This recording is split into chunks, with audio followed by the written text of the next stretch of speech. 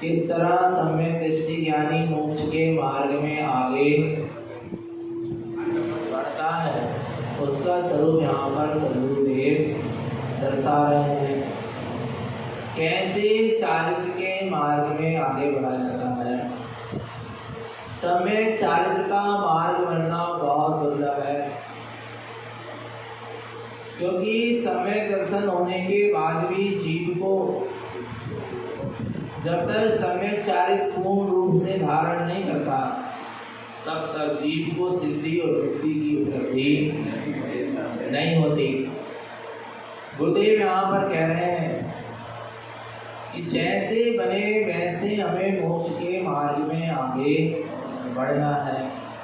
सम्यक दर्शन अकेला मोक्ष का मार्ग नहीं है, सम्यक ज्ञान अकेला मोक्ष का मार्ग नहीं है, और सम्यक चारित्र अकेला भी मोक्ष का मार्ग नहीं है। तीनों की एकता होना, सम्यक दर्शन भी होना, सम्यक ज्ञान भी होना और सम्यक चारित्र भी होना, तीनों की एकता का नाम मोक्ष का मार्ग है। पर तीनों की एकता नहीं हो पा रही, क्या नहीं हो पा रही। और तीनों की एकता तब होगी जब जीव की अपने स्वभाव पर दृष्टि होगी। स्वभाव को पकड़कर चलेगा तो तीनों को धारण कर लेगा। तीनों दशाएं उत्पन्न होगी, सम्यक दर्शन की भी, सम्यक ज्ञान की भी और सम्यक दर्शन को पकड़ना चाहेगा तो काम नहीं बनेगा, सम्यक ज्ञान को पकड़ना चाहेगा तो काम नहीं बनेगा, और सम्यक चारित्र को पकड़ना चाहेगा तो काम इनको लेके तुम स्वभाव को लेकर चलो। किसको लेकर चलो?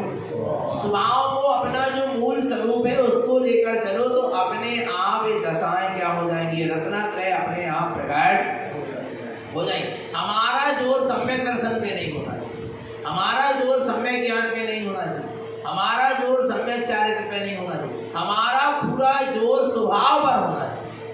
और जिसकी पूरी शक्ति स्वभाव पर लगी है, जिसका पूरा जोर स्वभाव पर है, उसको ये सम्यक दर्शन भी प्रकट हो जाएगा और सम्यक ज्ञान भी प्रकट हो जाएगा और सम्यक चारित्र भी प्रकट हो जाएगा। और जो ज्ञानी है, जो वास्तव में मोक्षार्थी है, वो स्वभाव को महत्व देकर चलता है।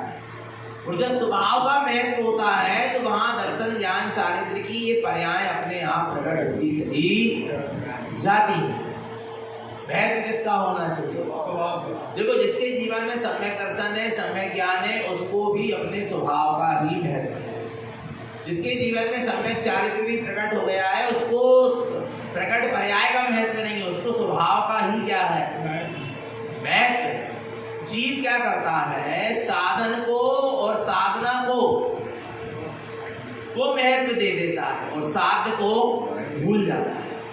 साधन और साधना को उतना ही महत्व दो जितना देने का।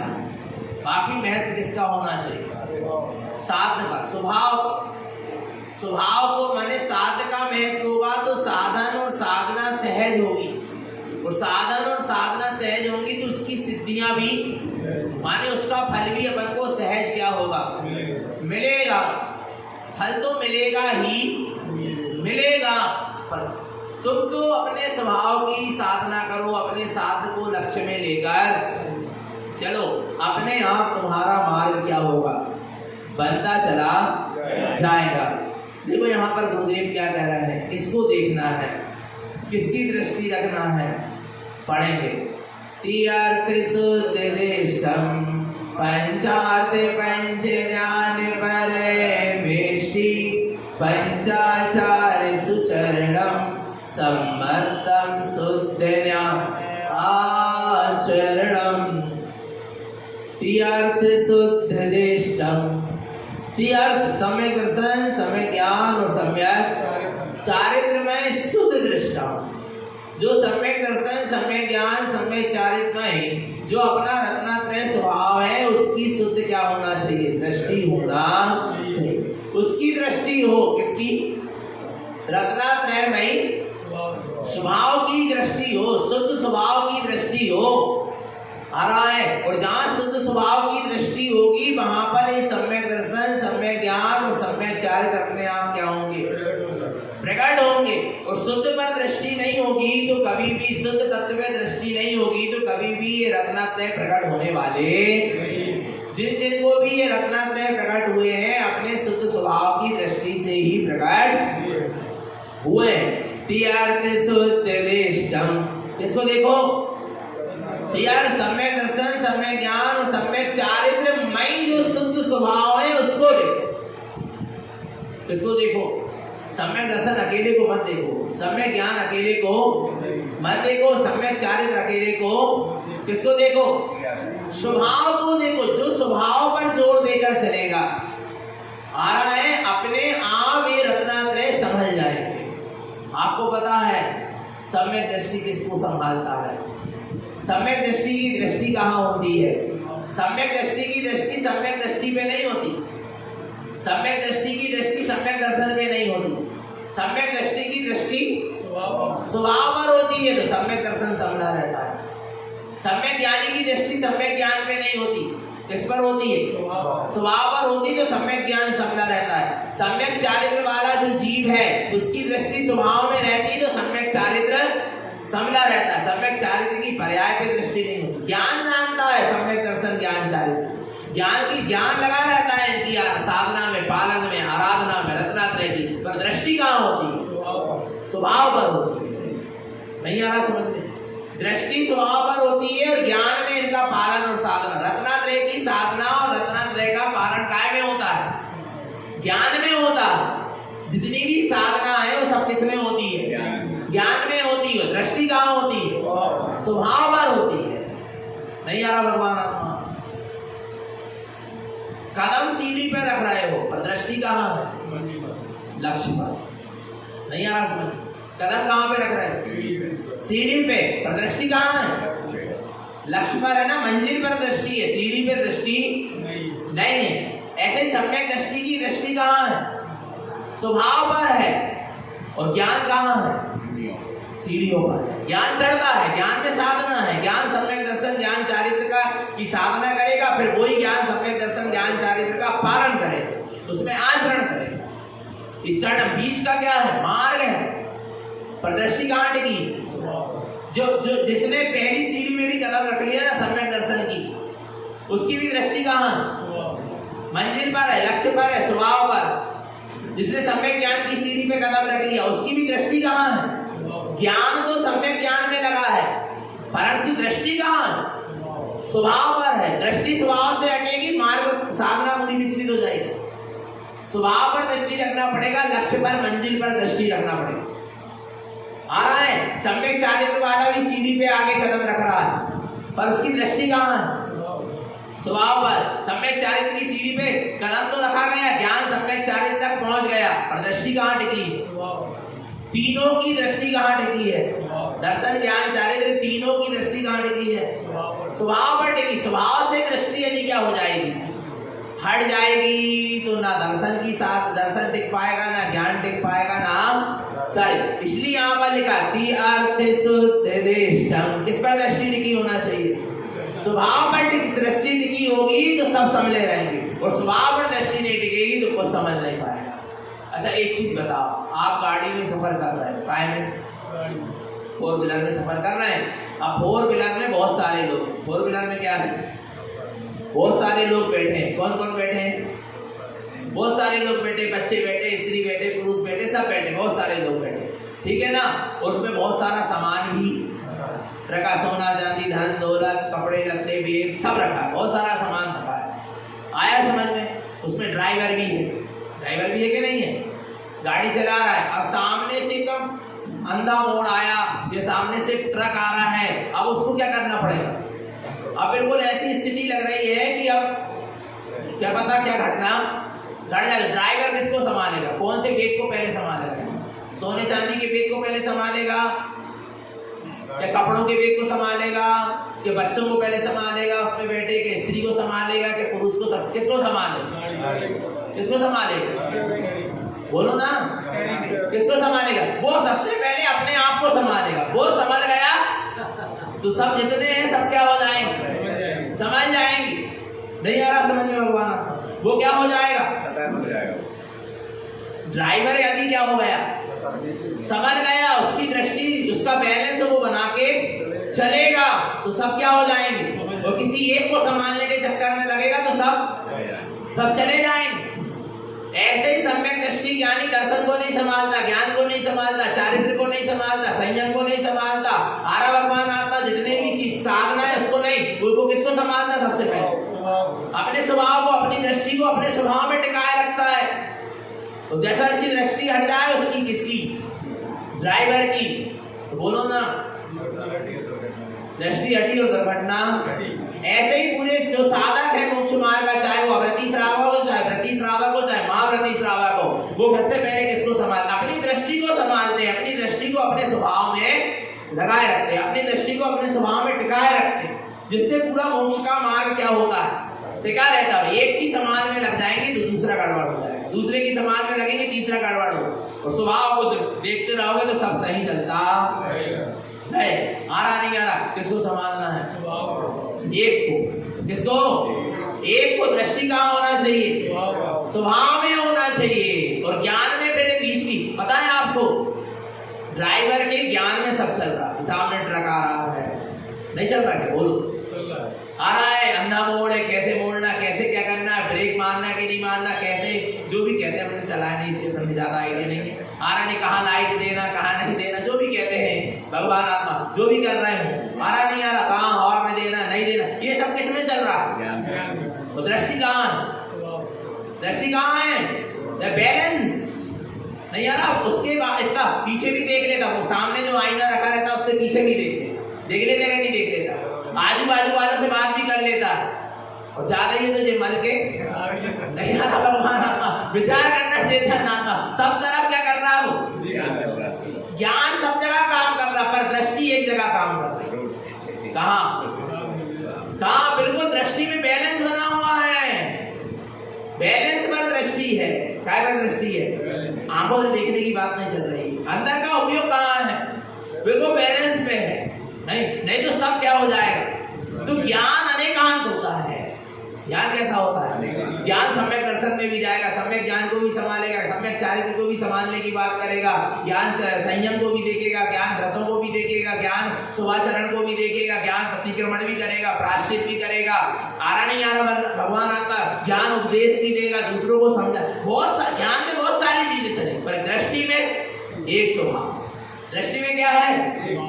एक स्वभाव। और एक स्वभाव से दृष्टि हट गई तो फिर ज्ञान नाना जगह काम करेगा, तो वो ज्ञान सम्यक ज्ञान नहीं करेगा। वो दृष्टि एक स्वभाव पर टिकी है, फिर ज्ञान यदि नाना जगह काम कर रहा है तो वो अनेकांतमय ज्ञान कहलाएगा, स्यादवादमय कहलाएगा। आरा भगवान आत्मा, फिर वो ज्ञान आपका मिथ्या ज्ञान अनेक जगह काम करता है, पर पहले दृष्टि एक जगह लगी क्या नहीं? और जिसकी दृष्टि भी चारों तरफ बिखरी पड़ी है, उसका ज्ञान भी चारों तरफ बिखरा पड़ा है, पर उसका ज्ञान अनेकांतमय नहीं कहलाएगा, उसका ज्ञान मिथ्या कहलाएगा। और जिसकी दृष्टि कहाँ टिक गई है?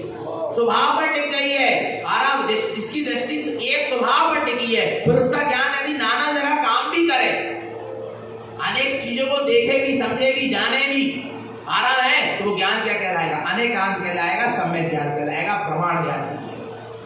आ रहा नहीं आ रहा समझ में भगवान आत्मा? तो किस पर दृष्टि देना है? कैसे अपना मार्ग संभला रहे, इसकी बात चल रही है। तारण स्वामी जैसे गुरु नहीं मिले, फिर कह रहा हूं, लोगों को बहुत बुरा लगता है जैसे सुन नहीं मिलेंगे। तारण स्वामी जैसे गुरु अबे नहीं मिलेंगे, मतलब मैंने नहीं सका भगवान सही बता रहे, इसलिए कि कितनी संभाल की बात कर रहे हैं। माने में उनके लिए जरूरत है किसी चीजों की, उनको तो समझ गए, पर उन्होंने क्यों उपदेश दिया कि जो आगे आने वाले मेरे जैसे जो साधक हैं, जो मेरे जैसे मोक्ष के मार्ग में चलने वाले मेरे शिष्यगण, वे भी इतने संभल कर चले। आरा कहीं भी उन्होंने अटकाया जब उन्होंने स्वयं साधना से प्रकट होने वाले सम्यक दर्शन ज्ञान चारित्र पे नहीं अटकाया। किसको कह रहे हैं? देख लीजिए, स्वभाव पर दृष्टि टिकाए रखो, खिसक मत जाना।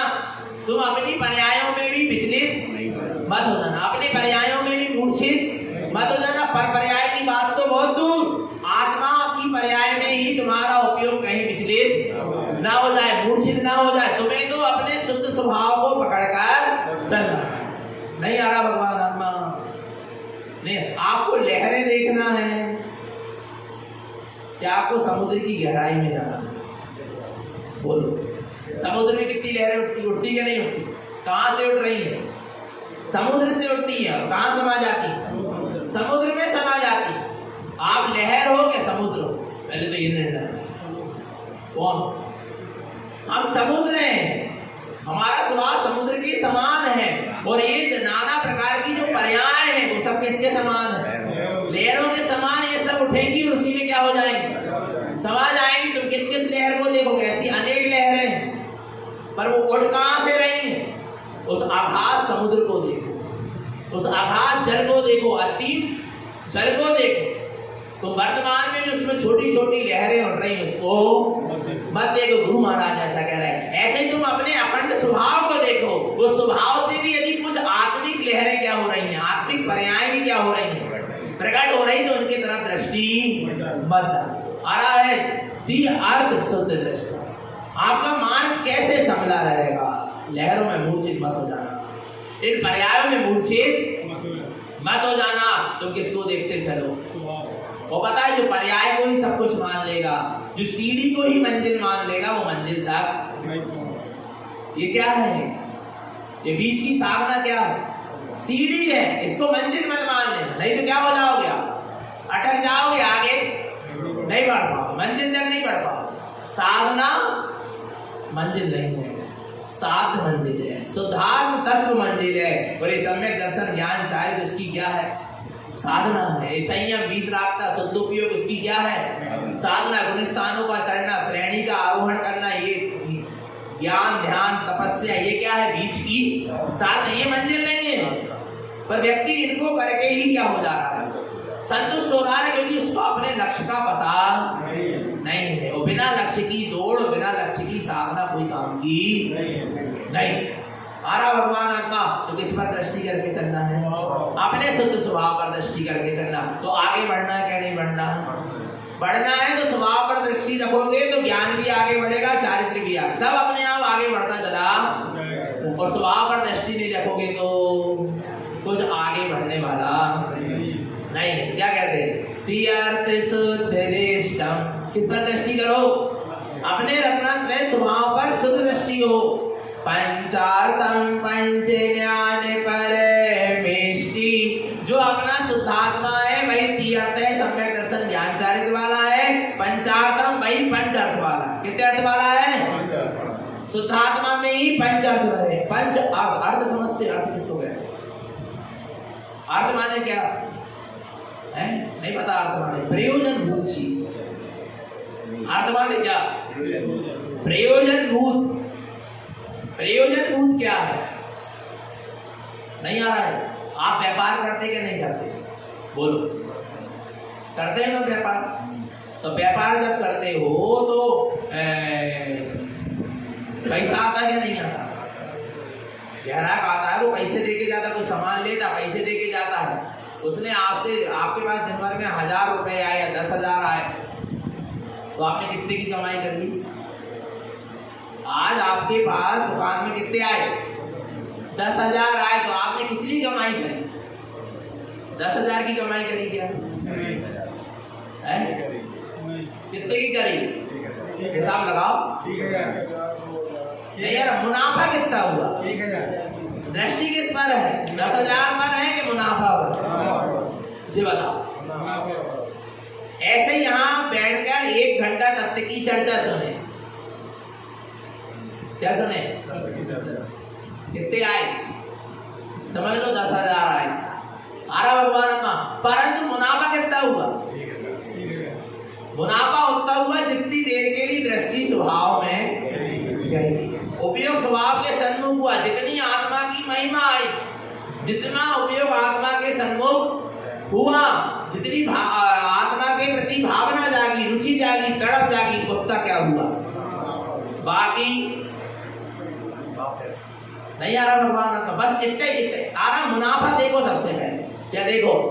बढ़िया हो ना, उतने तो देख रहे, इतने भी देखो। आ रहा भगवान आत्मा। मुनाफा कितना हो रहा? ऐसे अर्थ समझ में आ रहा? अर्थ माने मुनाफा। 10,000 में 10,000 सात भूत नहीं है, उसमें से हमको मुनाफा, उसमें लागत भी निकालोगे, नौकर चाकर का भी निकालोगे, दिन का खर्चा भी निकालोगे, सब निकालोगे, उसके बाद जो शुद्ध क्या बचेगा? नहीं आ रहा भगवान का? वो आपका क्या हुआ? अर्थ हुआ, वो मुनाफा हुआ। ऐसे ही यहाँ पर कह रहे हैं कि जीव जब स्वभाव की क्या करता है? साधना करता है। आरा भगवान आत्मा क्या साधना कर? ध्यान करता है, समाधि करता है, जाप करता है, पाठ करता है, स्वाध्याय करता है, चिंतन करता है, मनन करता है, सत्य की चर्चा को सुनता है, जो भी साधना करता है, तपस्या करता है, त्याग करता है, ध्यान लगा के बैठता है। पर भगवान आत्मा वो फायदा कम मानता है। इतना कर लिया, इसमें संतुष्ट हो जाता है कि नहीं, इसमें हमारी दृष्टि कितनी स्वभाव की ओर गई, कितना उपयोग हमारा स्वभाव में ठहरा, कितनी आत्मस्थिति बनी, बस उतना हमें क्या हुआ है? दिन भर की साधना में उतना फायदा हुआ, उतना मुनाफा हुआ, बाकी साधना हो गई अच्छी बात, पुण्य के खाते में टाइम चला गया। वो भी आत्म कल्याण के लक्ष्य से करे तो पुण्य के खाते में जाए, तो लक्ष्य ही को पता नहीं तो पुण्य भी ना हो।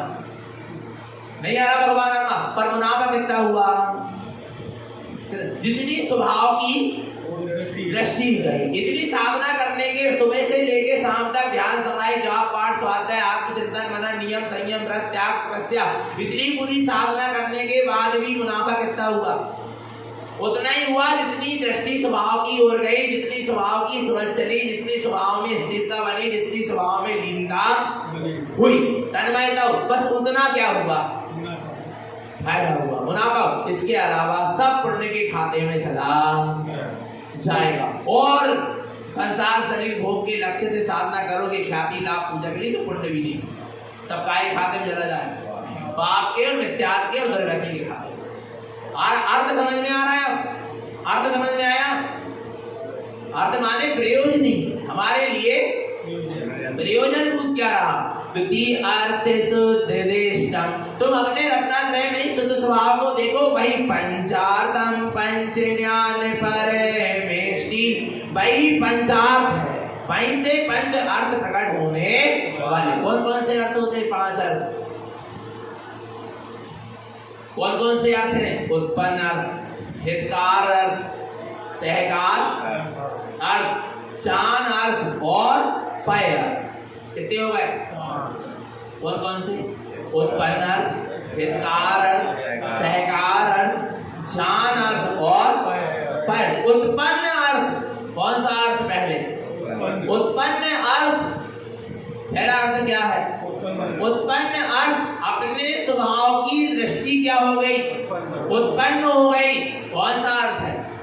उत्पन्न अर्थ। हितकार अर्थ आ रहा है, हितकारी ज्ञान क्या हो गया? उत्पन्न हो गया। जो ज्ञान अब हमें संसार शरीर भोग में लिप्त नहीं होने देगा, जो ज्ञान हमें मोह राग देश में लिप्त नहीं होने देगा, जो ज्ञान हमें शुभ अशुभ भावों में लिप्त नहीं होने देगा, जो हमें संसार के किसी भी पर्याय में मूर्छित होने नहीं देगा, और जो ज्ञान हमें अपनी आत्मा की भी पर्यायों में मूर्छित होने नहीं आ रहा भगवान का ज्ञान। हितकार अर्थ कौन सा ज्ञान उत्पन्न हो गया? हितकार अर्थ माने हितकारी आत्मज्ञान क्या हो गया? उत्पन्न हो गया। वो जो सिर्फ हमें अपने स्वभाव में ही स्थिर रखेगा, जो हमारा हित करने वाला है, वो प्रयोजन भूत तत्व अब क्या हो गया है? उत्पन्न हो गया है भगवान आत्मा। वो अब हमारा जरा सा भी अहित होने नहीं देगा। आ रहा है उत्पन्न अर्थ। इसके बाद कौन सा? स्वभाव की दृष्टि जो प्रकट हुई, और स्वभाव की दृष्टि से जो ज्ञान प्रकट हुआ वो हितकारी ज्ञान है। माने आत्मदर्शन पूर्वक जो ज्ञान प्रकट होता है वो सम्यक ज्ञान हितकारी ज्ञान है, जो हमारा कभी अहित होने नहीं देगा। इसलिए सम्यक ज्ञान सबसे बड़ा साथी है। कौन? सम्यक ज्ञान को सबसे बड़ा साथी, सच्चा साथी कहा है, जो जीव का नरक में जाने के बाद भी अहित नहीं होने देगा। राजा सैनिक क्या लेके गए?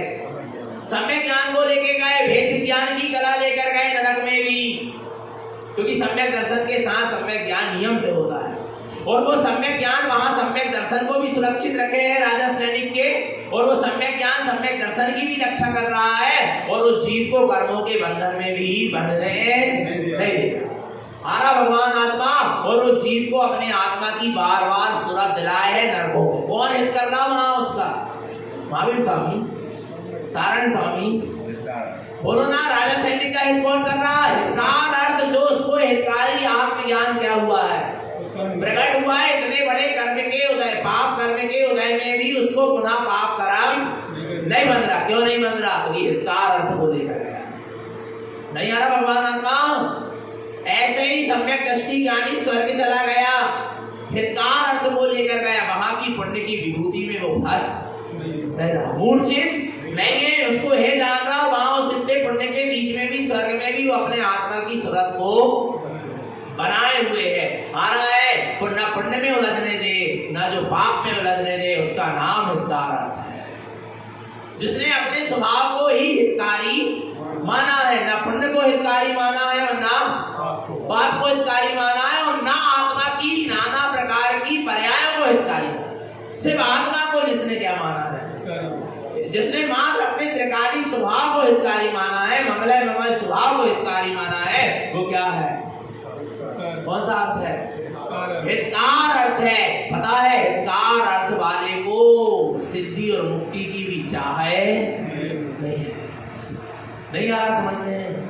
एक चीज बताओ, माँ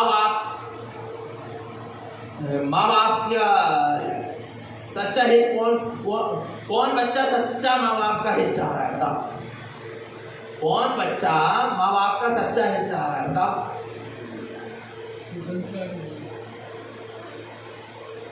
सच्चा हित कौन बच्चा अपने माँ बाप का सच्चा हित चाह रहा है? बताओ। जो बच्चा माँ बाप की क्या कर रहा है?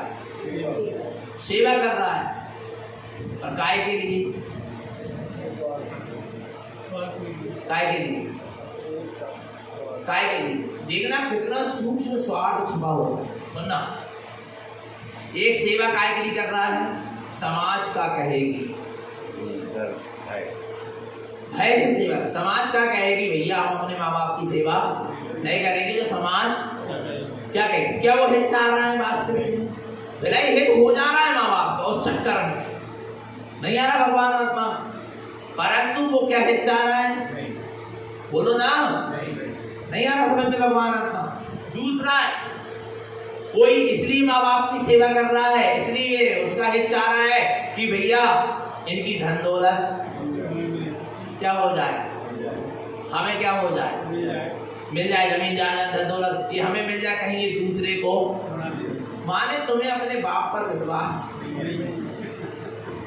और बाप पर क्यों विश्वास नहीं कि तुम्हें अपने आप पर विश्वास नहीं कि हम इतने योग्य हैं कि माँ बाप हमें भी ये दौलत देख। मैंने तुम्हें अपने आप पर क्या नहीं विश्वास नहीं। एक इसलिए है चाह रहे हैं माँ बाप का कि उनकी दौलत हमें क्या हो जाए, मिल जाए, इसलिए सेवा कर रहा है। एक माँ बाप की सेवा क्यों कर रहा है? बोले हमें कछु चाहे नहीं है जी, माँ बाप से कछु मिले ना मिले, पर हमारे बच्चों को ये संस्कार मिल जाए कि जैसे हम अपने माँ बाप की कर रहे हैं ऐसे हमारे बच्चा देखे तो वे भी हमारी सेवा। तो ये भी तो एक अपेक्षा है ना, ये भी तो क्या है, ये भी एक अपेक्षा ही लेके तुम सेवा कर रहे हो। क्या लेके सेवा कर रहे हो? तुम निरपेक्ष भाव से कहां सेवा कि नहीं हमारा कर्तव्य सेवा करना आ रहा है हमको समाज का, ना भय के कारण सेवा कर रहा है, ना धन दौलत के नाने सेवा कर रहा है, ना हमारे आगे आने वाली पीढ़ी हमारी सेवा करे इसलिए हम अपने माँ बाप की सेवा करें। एक कोई अपेक्षा नहीं, वो तो हमारा एक क्या है कर्तव्य है, कुछ मिले और ना मिले, हमारा कुछ हो ना हो, हमारे पुण्य पाप से हमारा होगा, वो तो हमें तो माँ बाप की क्या करना है, सेवा करना। हम पुण्य के मन के लिए करना है। हमारा ना लाल भाई गारव, कोई अपेक्षा से हम माँ बाप की सेवा नहीं कर रहे, हम माँ बाप की सेवा से क्यों कर रहे हैं कि वो हमारा क्या है।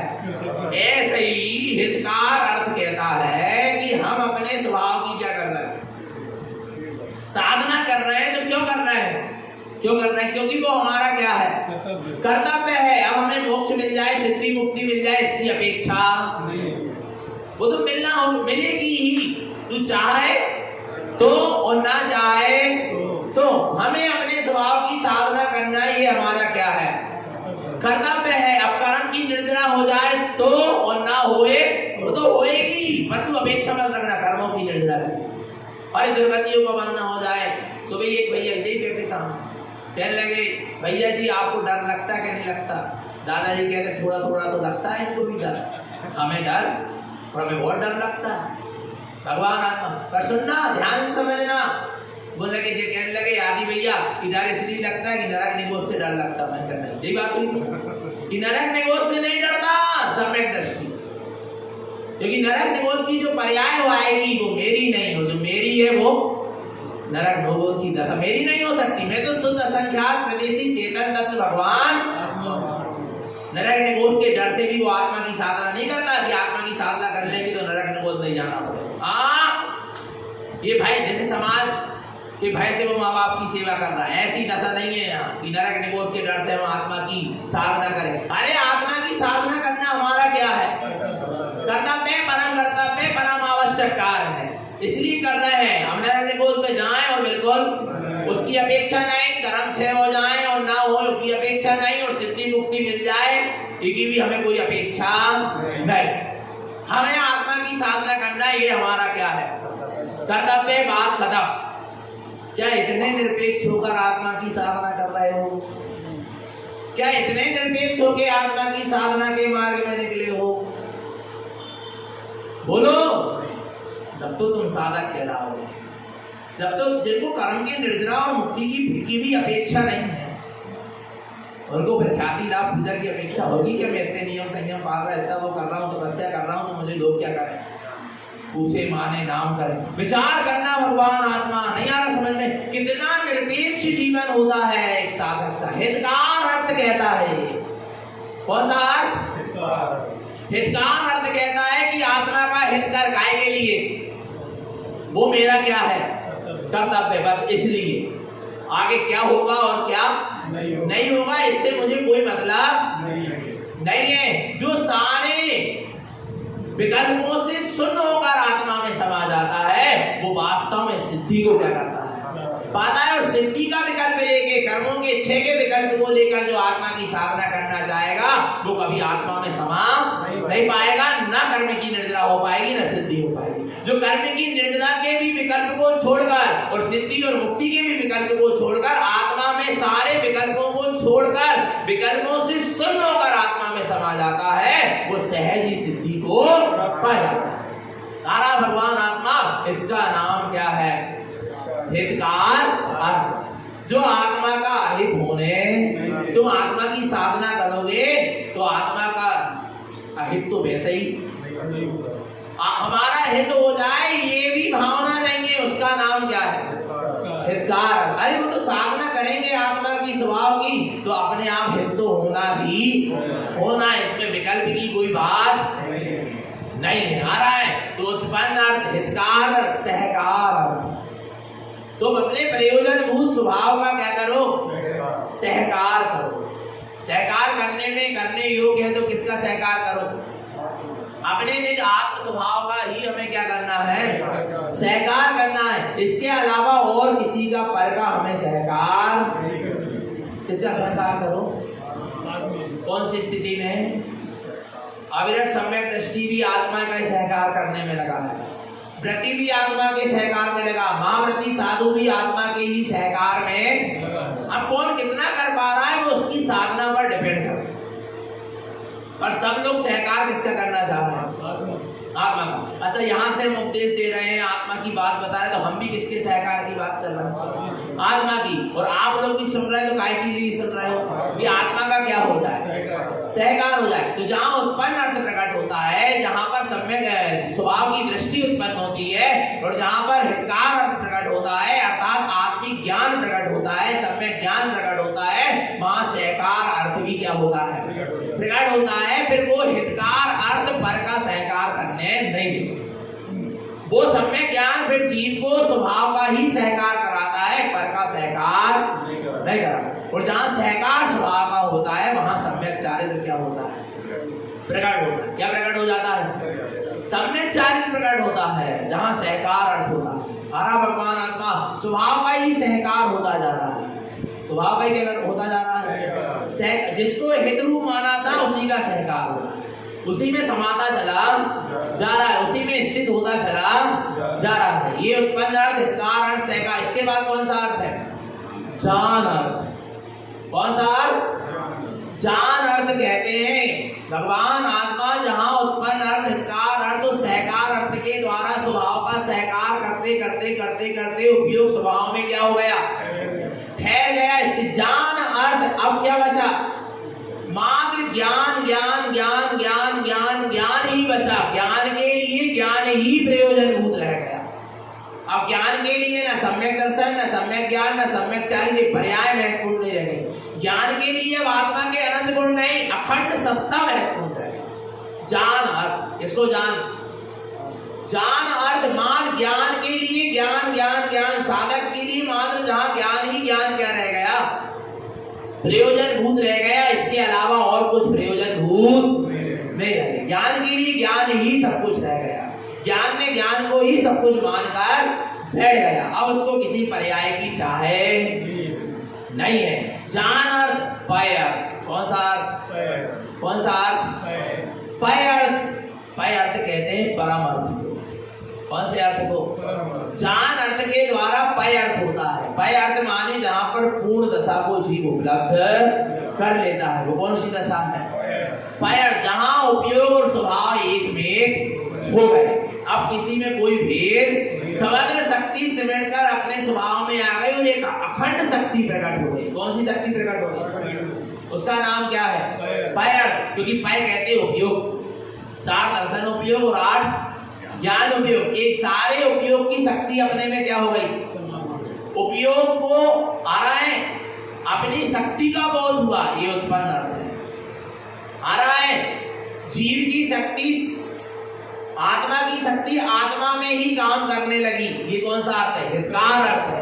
आत्मा की शक्ति आत्मा में ही क्या होने लगी, समाने लगी, लीन होने लगी, उसका नाम क्या है, सहकार अर्थ है। और आत्मा की शक्ति आत्मा में ही लग ही गई, स्थित ही हो गई। ज्ञान अर्थ है और आत्मा की शक्ति पूरी की पूरी क्या हो गई, सिमट गई, अखंड रूप में हो गई। कैसी हो गई, अखंड रूप में हो गई। इसका नाम कौन सा अर्थ है, पय अर्थ है। तब ये पय अर्थ की शुरुआत है और वहां पर जाकर 114 नंबर की 115 नंबर की फूलना में उसकी पूर्णता होगी।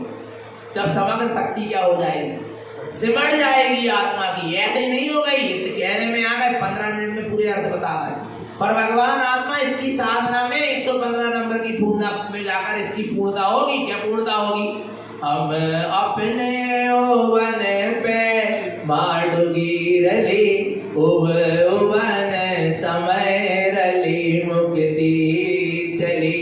हमें अपने ओवन पे माडुगी रली, ओवन समय रली मुक्ति मिली। हमें अपने ओवन पे माडुगी रली। इसका मतलब क्या है, हम अपने ओवन पे माडुगी रली आ रहा है, माने हम माने कौन, ये शक्ति दर्शन उपयोग और ज्ञान उपयोग की समग्र शक्ति उत्पन्न अर्थ, कार अर्थ, ज्ञान अर्थ और जान अर्थ के साथ क्या हो गई, हमें अपने ओवन पे माडुगी रली, अर्थात अपने आप में क्या हो गई, मर गई। मरना समझते हो, सिमट गई, अपने आप में क्या हो गई, सिमट गई, अखंड रूप में पिंड रूप में बन गई।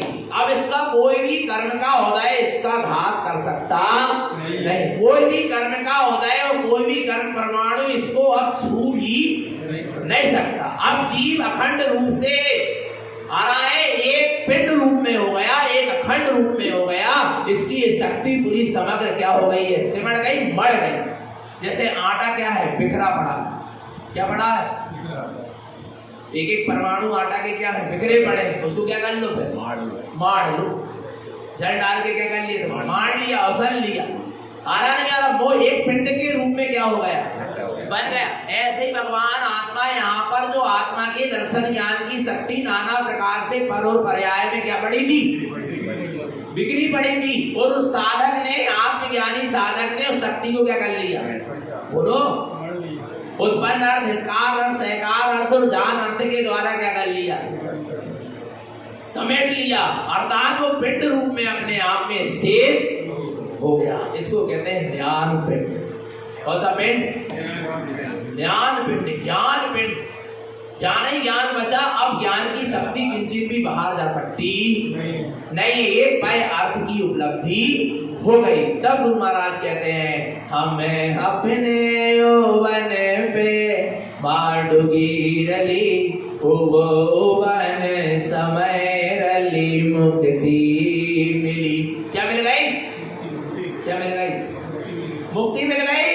कहाँ मिल गई, अपने ओवन में ही मिल गई। जब हमारी समग्र शक्ति अपने में सिमट गई, हमारा अखंड पिंड रूप में, चैतन्य पिंड रूप में मैं एकाग्र हो गया, तब मुझे मुक्ति क्या हो गई। कहाँ जाना पड़ेगा ये सब साधना करने, किसके माध्यम से होगी, किसको देखने से होगी, कहाँ जाओगे, क्या करना है, बोलो ना। बाहर की भटकन क्या करो, बंद करो, कहीं कुछ नहीं मिलना, कितना ही पुरुषार्थ कर लो, कितना ही माथा पटक लो, आ रहा भगवान आत्मा नहीं आ रहा समझ में बाबा। इसलिए पुरुषार्थ कहाँ करो, इतना समय नहीं है पंचम काल के जीवों के पास की बाहर रखे, इसलिए जल्दी जल्दी कहाँ आ जाओ, स्वभाव में आ जाओ। तीर्थ शुद्ध देशम पंचार्थम पंच ज्ञान, जहाँ पंच अर्थ की क्या होगी, सिद्धि होगी, वहां 5 ज्ञान भी क्या होंगे, उत्पन्न होंगे। ये 5 ज्ञान को भी प्रकट करने कहीं जाना, मति ज्ञान, श्रुति ज्ञान, अवधि ज्ञान, मनय पर्याय ज्ञान और केवल्य ज्ञान, ये सब कहाँ मिलेंगे, कहाँ मिलेंगे, अपने स्वभाव में ही मिलेंगे, कहीं बाहर जाने की जरूरत। जिन जिन को भी मति, श्रुत, अवधि, मनय पर्याय, केवल ज्ञान प्रकट हुआ है, सबने अपने स्वभाव का ही आश्रय लिया। आगे परमेष्टि, परमेष्टि, परम इष्ट परमेष्टि। आरा भगवान आत्मा, ये परमेष्टि पद भी कहाँ से प्रकट होगा? अरहंत को अरहंत बनने के लिए कहाँ जाना पड़ा? सिद्ध को सिद्ध बनने के लिए कहाँ जाना पड़ा? आचार उपाध्याय साधु को आचार उपाध्याय साधु बनने के लिए कहाँ जाना पड़ा? किसका आश्रय लेना पड़ा?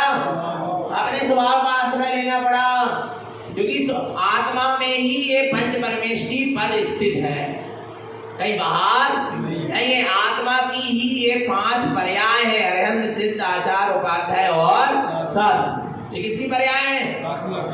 आत्मा की पर्याय है, आत्मा की साधना से प्रकट होने वाली दशा है। तो तुम ही पंच परमेष्टि स्वरूप हो, तुम्हें कहीं जाने की जरूरत है ना। अरहंत आदि देव पद निज आत्मा में शोभित, अज्ञान में जो जीव है वे अदेवों में खोजते। कहाँ है? अरहंत आदि देव पद निज आत्मा में शोभित। कहाँ शोभते हैं? कहाँ मिलेंगे? बोलो ना, कहाँ मिलेंगे? आत्मा में मिलेंगे, बाहर मिलने वाले नहीं है। कहाँ खोजना है? बोलो।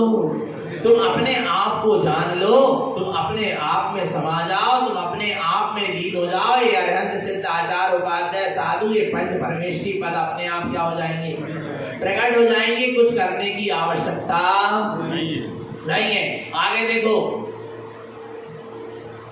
तीर्थ शुद्ध रेशम पंचार्थम पंच ज्ञान परमेष्टि, पंचाचार सुचरणम संपत्तम शुद्ध ज्ञान आचरणम।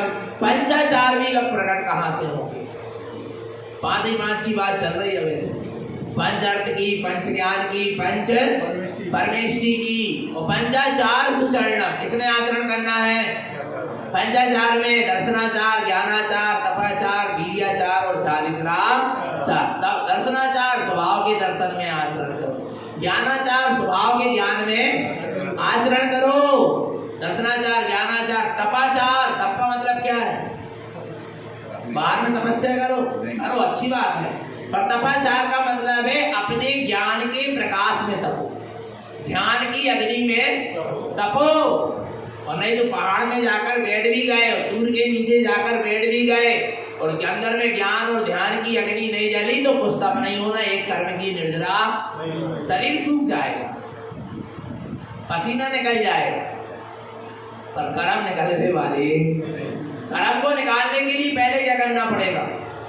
सम्यक ज्ञान की ज्योति को जलाना पड़ेगा। सम्यक ज्ञान के प्रकाश में, आत्मज्ञान के प्रकाश में, सिद्धोपयोग के प्रकाश में और शुक्ल ध्यान की अग्नि में तपो। आरा भगवान आत्मा तप तपाचार है, माने स्वभाव के प्रकाश में तपो। किसके में तपो? स्वभाव के प्रकाश में तपो। ये तपाचार है। दर्शनाचार, तपाचार, दर्शनाचार, ज्ञानाचार, तपाचार, वीर्याचार। अपने शक्ति पुंज आत्मा में आचरण करो, अपने आत्मा के पुरुषार्थ को जगाओ, अपनी शक्तियों को जगाओ।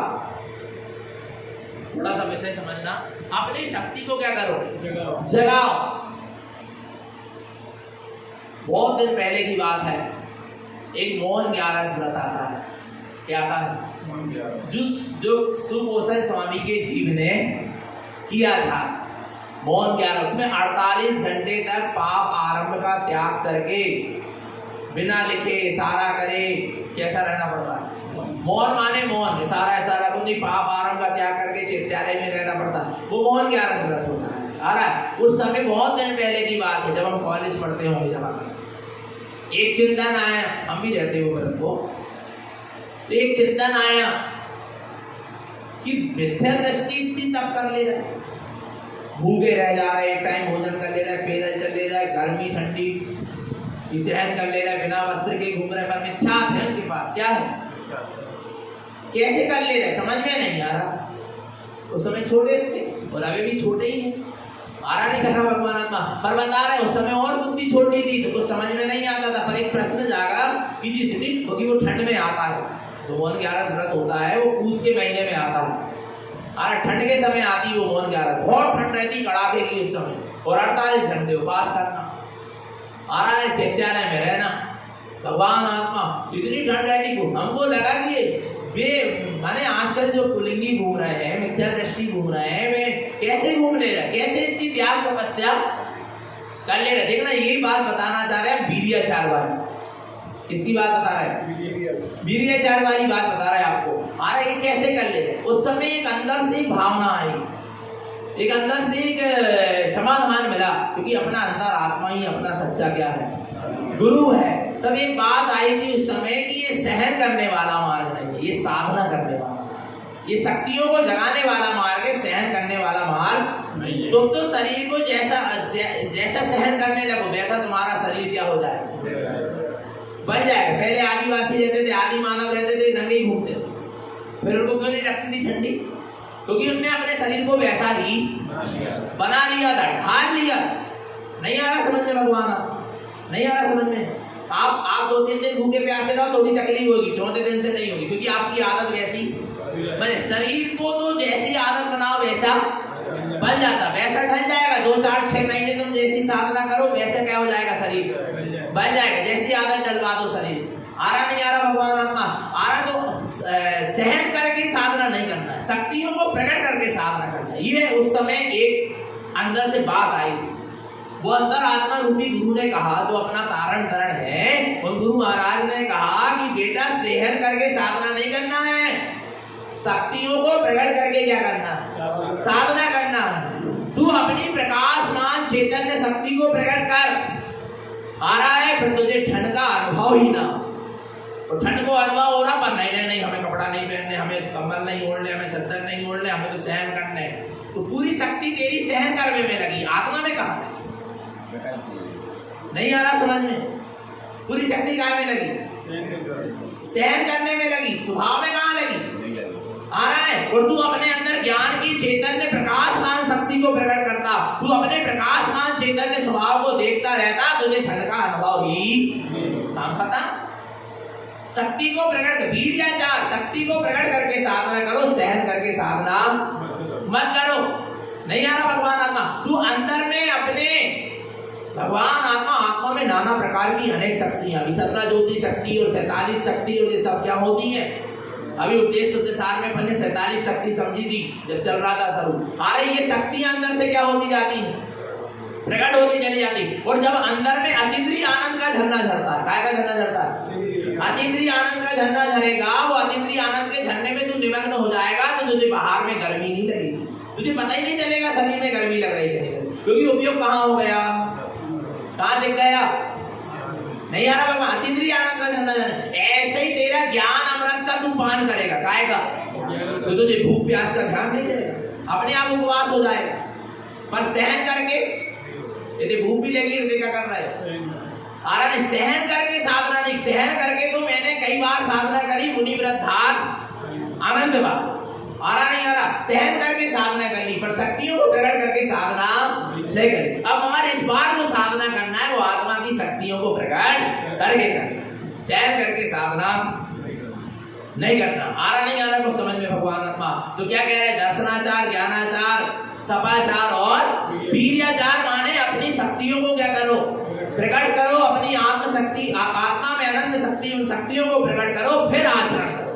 आ रहा उसका नाम। उसके बाद क्या है? चारित्राचार। पंचम क्या है? पंचाचार में 5वां आचार क्या है?